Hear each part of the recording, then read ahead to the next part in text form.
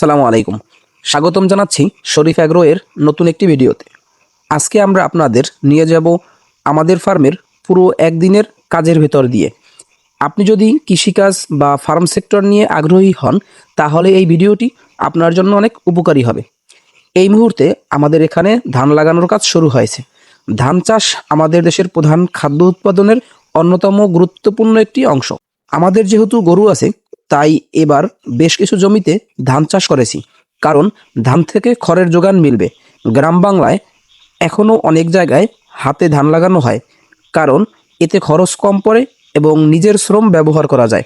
আপনারা যারা ধান চাষ করেন তারা নিশ্চয়ই জানেন, সময় মতো ধান লাগানো এবং নিয়মিত পরিচর্যা করলে ফলন অনেক ভালো হয়। আমাদের একটি ঘাসের জমির মধ্যে দিয়ে মানুষের চলাচল শুরু হয়েছে, যার ফলে ঘাসের ক্ষতি হচ্ছে, তাই জমিটিতে বেড়া দিয়ে দিলাম। এখানে আমরা আমাদের নেট ছিল কিছু পুরানো, সেই নেটটি দিয়ে দেব এবং কিছু লাঠি দিয়ে নেটটি টানিয়ে দেব, যাতে করে গরু বা মানুষ হাঁটাচলা না করতে পারে। গরু ও ছাগলের খাবারের জন্য ঘাসের জমি খুবই গুরুত্বপূর্ণ। এই জমিতে আমরা বেড়া দিচ্ছি যাতে অন্য পশু বা আশেপাশের গরু ছাগল ঢুকে ঘাস নষ্ট না করে। এখন যে জমিটিতে আমি বেড়া দিচ্ছি, এই জমিটিতে আমরা এখন আপাতত ঘাস লাগিয়ে দেব, যাতে করে গরু এবং ছাগলের পর্যাপ্ত খাবার থাকে। ইনশাল্লাহ আগামীতে আমরা এখানে একটি মাছের পুকুর তৈরি করব, যাতে করে আমরা মাছ চাষ করতে পারি। এ তো কাজের মধ্যেও নিয়মিত আমাদের ঘাস কাটতে হচ্ছে। আজ কাজের চাপ থাকায় ঘাস বেশি কাটতে না পারায় দুপুরের খাবার হিসাবে ছাগলকে গাছের পাতা খেতে দিলাম। ছাগল ঘাসের পাশাপাশি বিভিন্ন গাছের পাতা খেতে খুব পছন্দ করে, তবে সব গাছের পাতা ছাগলের জন্য ভালো নয়, তাই নিরাপদ গাছের পাতা বেছে নিয়ে খাওয়ানো উচিত। ছাগলকে নিয়মিত পাতা ও ঘাস দিলে তাদের শরীরের বৃদ্ধি ভালো হয় এবং রোগবালাই কম হয়। আমরা চেষ্টা করি প্রতিদিন ছাগলের খাবারে কিছুটা সবুজ পাতা রাখতে, এতে তারা বেশি সক্রিয় থাকে। গরু পালনে সবুজ ঘাস খুবই উপকারী এবং দুধের উৎপাদনেও ভালো প্রভাব ফেলে। গরুকে তাজা সবুজ ঘাস দিলে তারা স্বাভাবিকভাবেই বেশি খেতে চায় এবং সুস্থ থাকে। পরিমাণ মতো খাবার দিলে গরুর হজম শক্তি ভালো থাকে এবং দুধের পরিমাণ বাড়ে।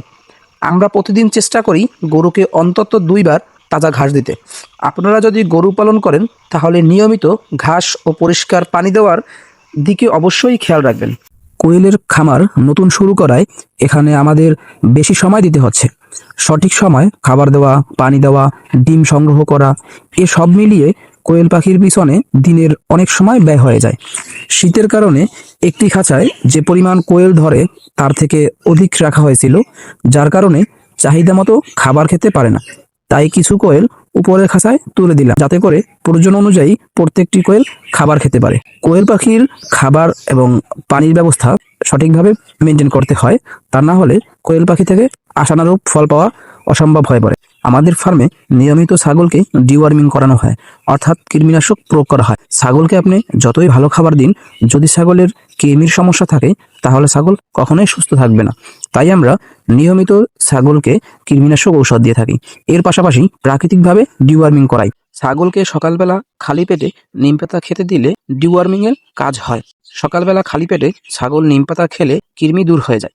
তাই আমরা প্রতি 6 মাস অন্তর অন্তর ছাগলকে কৃমিনাশক ঔষধের পরিবর্তে নিম পাতা খেতে দিই। এর পাশাপাশি যদি মনে হয় যে এখন কৃমিনাশক ঔষধ প্রয়োগ করা উচিত, তাহলে আমরা অবস্থার উপর ডিপেন্ড করে ছাগলকে কৃমিনাশক ঔষধ দিয়ে থাকি।